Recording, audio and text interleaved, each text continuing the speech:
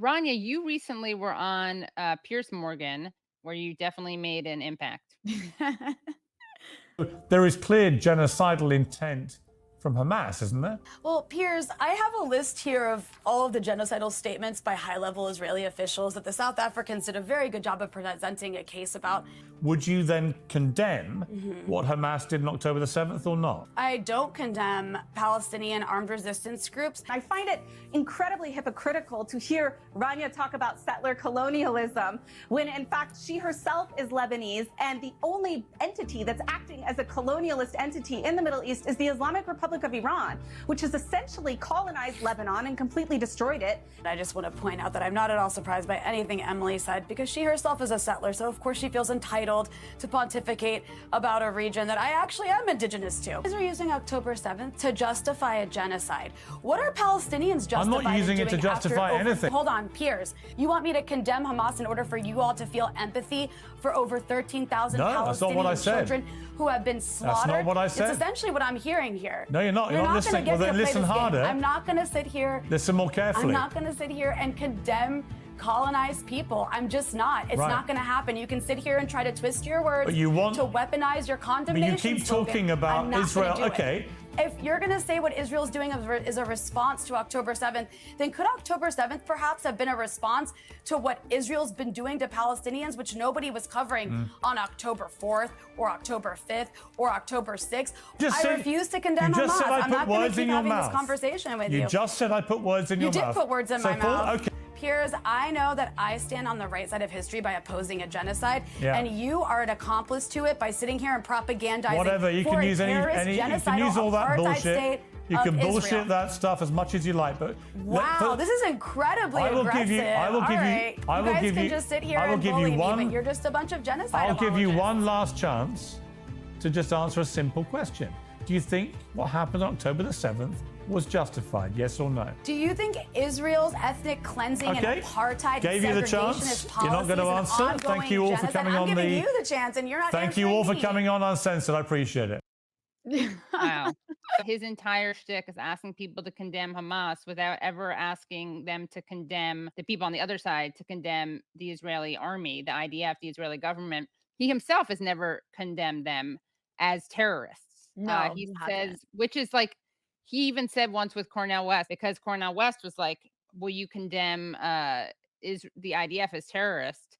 And Piers Morgan was like, I've already said that they're borderline. It borders on. He's like, you're a free man. This is your show. You're Piers Morgan Uncensored. Speak the truth. The idea that you categorize Hamas after October 7th as counter-terrorists is ridiculous. They are terrorists, and they should be called what they are. Anyway, but let me ask you this. Do you think the IDF is terrorists when they kill innocent Palestinians? Do you believe? I think it depends. Yes or no, my brother? Yes or no? Well, okay. I would ask you this. If you were yes or no? No, yes or no? Hang on. You're uncensored. You're uncensored, yes, my brother. And I've been asked this question before. I have actually tweeted in 2014. I tweeted that what Israel was doing then was bordering on terrorism. I'm not afraid of using that analogy. Bordering on terrorism. Yeah, but hang on. The children are being killed, brother. Yes. Refusing to say that, and you asked him that at the end, and he refused to respond to that question.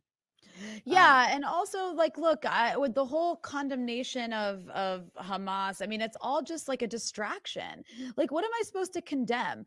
Am I supposed to condemn, like, okay, I made the slave analogy, and I did that. I was prepared to do that, and I did that for a reason, because I genuinely think, like, all of these people, because there's people who will do this. They'll go on Piers' show or someone else's, and they'll say, yes, of course I condemn Hamas. Next question. Yeah. And okay, fine. Okay, but like, then you're just like, what would you be doing if this was like the 1800s? Like, would you be condemning slave revolts? Like, would you condemn what slaves in Haiti did? It looks like Hamas like really did try to attack military targets. And one thing I don't get about that is, like, everyone's always like, oh, Israel can attack military targets and there's collateral damage. I don't know why Hamas doesn't get to have collateral damage. That only applies to the colonial occupier for some reason. But that said, slave revolts did involve killing plantation owner families. It did. That's what Nat Turner's rebellion was. They killed all of them. You don't have to endorse that because nobody wants violence. But if you're creating a situation where you're making people live in conditions that are not tolerable for life, then it is your fault. Like, any Israeli children or any Israeli women who are killed, any civilians in Israel who are killed, is the fault of Israel because they created the conditions of colonialism. And the conditions of colonialism result in extreme levels of violence. And that includes the people that you are trying to kill. They will, if you try to kill people, they will try to survive and they will use any means necessary. So, like, I just, this is why I refuse. I won't condemn Hamas. Like, I won't condemn Hamas because it's not on Hamas. Israel has created the conditions for a war. Israel has created the conditions for like perpetual war and perpetual violence where a lot of people are going to die. And every single one of them is on Israel's hands until this occupation and this colonialism stops. Like, that's where the conversation needs to be. You want the violence to stop? I do too. I don't want anyone to be killed. It's just Israel needs to stop doing what it's doing. And until then, this is going to continue. And I saw, I mean, I'm not even going to say names. I just saw some people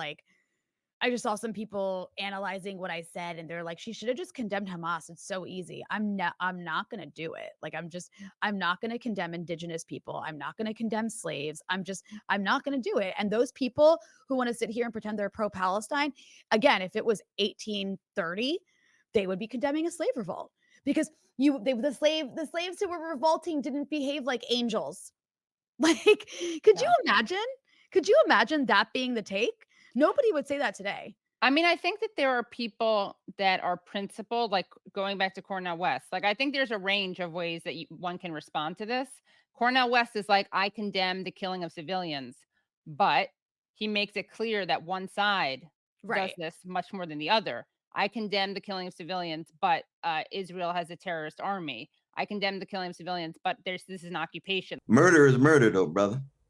That when you kill innocent people, when you kill civilians, those are crimes against humanity. Now, I have a larger indictment of Israeli apartheid. I have a larger indictment of the Israeli occupation of Palestinians.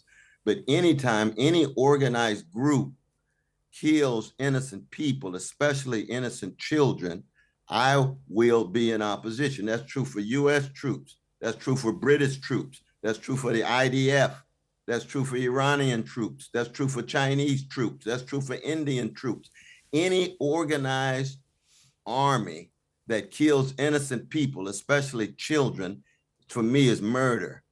I'm morally consistent in that regard.